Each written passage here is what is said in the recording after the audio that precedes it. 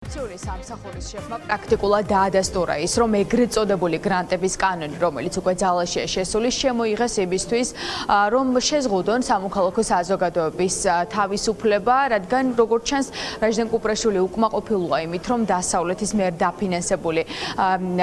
დაფინანსებული თანხებით არასამთავრობო ორგანიზაციები, როგორც თავად ამტკიცებს, ყიდულობდნენ პირბადეებს და საქართველოში აქციების მოწყობა ხდებოდა ზუსტად აი ამ დაფინანსებული თანხებით. Როგორც ჩანს, ახლა ეს აწუხებს ყველაზე მეტად ირაკლი კობახეძის ანტიკორუფციული სამსახურის შეფს. კუპრაშვილი ამბობს, რომ ეს კანონი ევროკავშირის არაერთ სახელმწიფოში მოქმედებს, ამერიკის შეერთებულ შტატებშიც მოქმედებს და გაუგებარია მათი კრიტიკა ამ კანონთან დაკავშირებით, თუმცა ჩვენ არაერთხელ მოვისმინეთ, როგორც ევროკავშირის ლიდერების მხრიდან, ასევე შეერთებული შტატების მხრიდან ის, რომ ეგრეთ წოდებული აგენტების, ეგრეთ წოდებული გრანტების შესახებ კანონი უქმნის საფრთხეს არასამთავრობო ორგანიზაციების და სამოქალაქო საზოგადოების თავისუფლებას, რადგან სწორედ ამ კანონის მიხედვით გრანტებს ვერ მიიღებენ არასამთავრობო ორგანიზაციები, თუ ამის ნებას და უფლებას ბიძინა ივანიშვილის მიერ დანიშნული ირაკლი კობახეძე არ მისცემს. სწორედ ამ თემაზე ახლა საუბარი დახურულ კარს მიიღმა რაჟდენ კუპრაშვილის მიერ მოწყობილ ღონისძიებაზე, რომელსაც ესწრებიან მხოლოდ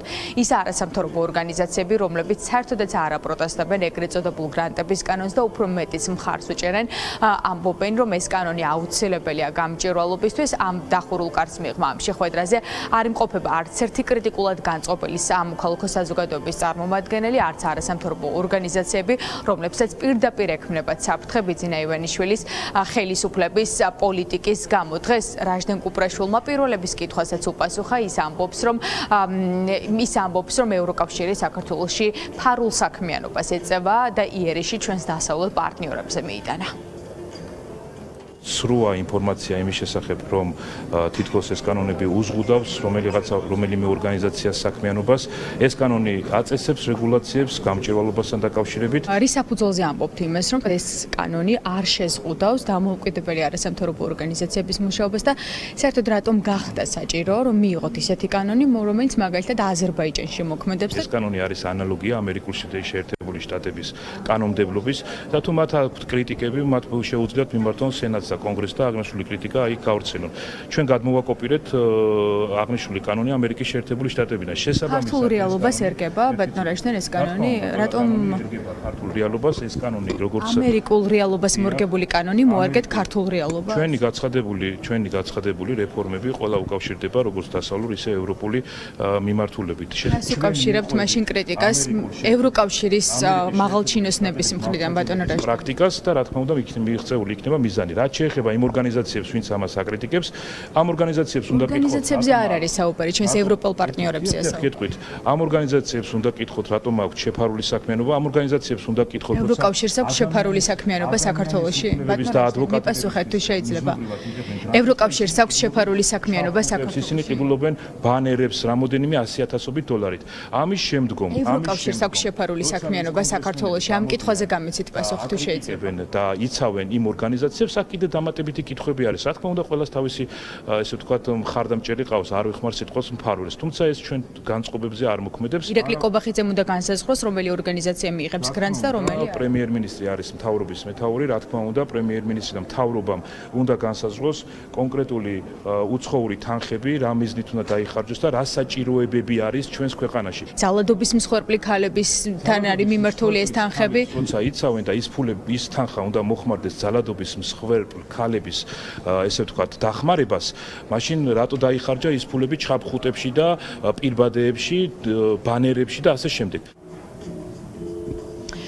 ირაკლი კობახეძის ანტიკორუფციული სამსახურის შეფმა დღეს დაგვიდასტურა ის, რომ მისი მოვალეობა სამოქალაქო საზოგადოების დევნად და რეპრესიების მოწყობა და არა კორუფციასთან ბრძოლა, არა და რაჟდენ კუპრაშვილის ჩაბარებული სამსახური, რომელიც წესით კორუფციას უნდა ებრძოდეს საქართველოში, საერთაშორისო გამჭვირვალობა საქართველოს გავლენიანმა არასამთავრობო ორგანიზაციამ დაადგინა ის, რომ მას შემდეგ რაც რაჟდენ კუპრაშვილი მოვიდა გახდა ანტიკორუფციული სამსახურის შეფი 2023 წლიდან 2 წლის განმავლობაში საქართველოში მას არც ერთი კორუფციული ფაქტი არ გამოუვლენია, მიუხედავად იმისა, რომ ამ ორგანიზაციამ საერთაშორისო გამჭირვალობა საქართველოს 74 პირის კორუფციულ საქმიანობასთან დაკავშირებით მიმართა ანტიკორუფციულ სამსახურს, თუმცა ორგანიზაცია ამბობს, რომ რაჟდენ კუპრაშვილის უწყებამ არც ერთ ფაქტთან დაკავშირებით რეაგირება არ მოახდინა. ჩვენ ბუნებრივია ეს კითხვები დავუსვით კუპრაშვილსაც, ის პრაქტიკულად ირიბად შეიძლება ითქვას, რომ აღიარებს, რომ არ რეაგირებს საერთაშორისო გამჭირვალობის მოთხოვნებზე,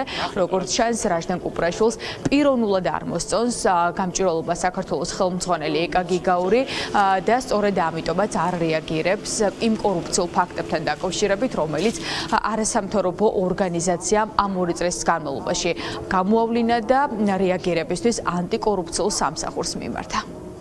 საერთაშორისო გამჭირვალობის ხელმძღვანელი იქცევა საშინლად. არ მოგწონთ ეკა გიგაური?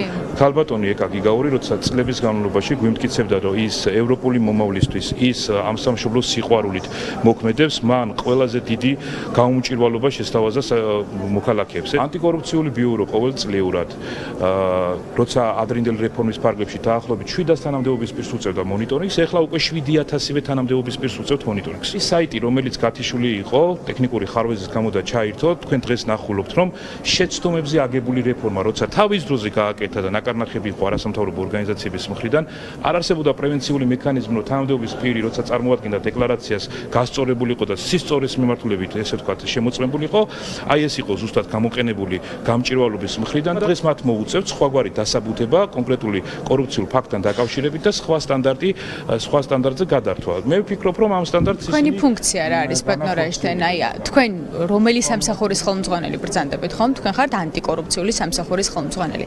აი, როდესაც ასეთი მონაცემები არის ძალიან საჯარო და არ რეაგირებთ ამაზე, რა პასუხი შეიძლება გქონდეთ? ანუ ეკა გიგაური არ მოგწონთ და იმიტომ არ იწყებთ ამ კონკრეტულ ფაქტებზე გამოძიებას თუ რომ ის იქცევა საშინლად, ეს არის შემაშფოთებელი, როცა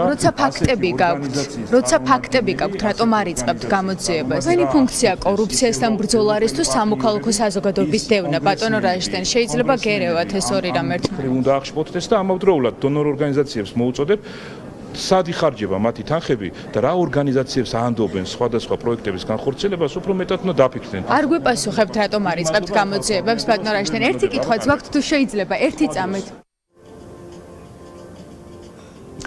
ისევე როგორც ფარა, ეგრეთ წოდებული გრანტების კანონიც არაერთხელ გახდა ჩვენი ევროპელი და ამერიკელი პარტნიორების კრიტიკის საგანი. ჩვენ მოვისმინეს ევროკავშირის მაღალჩინოსნების და მაღალი თანამდებობის პირების შეფასება ხალხის დახმარების შემზღუდავ კანონთან დაკავშირებით, სადაც ის პირდაპირ ამბობს, რომ ეს ზღუდავს სამოქალაქო საზოგადოების და დამოუკიდებელი არასამთავრობო ორგანიზაციების საქმიანობას და მსგავსი ტიპის კანონის ამოქმედება საქართველოში არის მიუღებელი და ეწინააღმდეგება ევროპულ სტანდარტებს, თუმცა ქართული ოცნება მათ არ უსმენს. საინტერესოა ისიც, რომ ანალოგიური კანონი მოქმედებს აზერბაიჯანშიც, რამდენიმე წლის წინ ამოქმედა. დღეს კი ჩვენ ვხედავთ, რომ აზერბაიჯანში არაერთი არასამთავრობო ორგანიზაცია დაიხურა და ეს კანონი ძალიან მძიმედ მოქმედებს იმ ორგანიზაციებზე, რომლებიც სხვადასხვა მიმართულებით დემოკრატიის დაცვის, ადამიანის უფლებების დაცვით მუშაობენ საქართველოში, თუმცა ქართული ოცნების პრიორიტეტი არ არის ამ არასამთავრობო ორგანიზაციების თავისუფლად ოპერირება საქართველოში.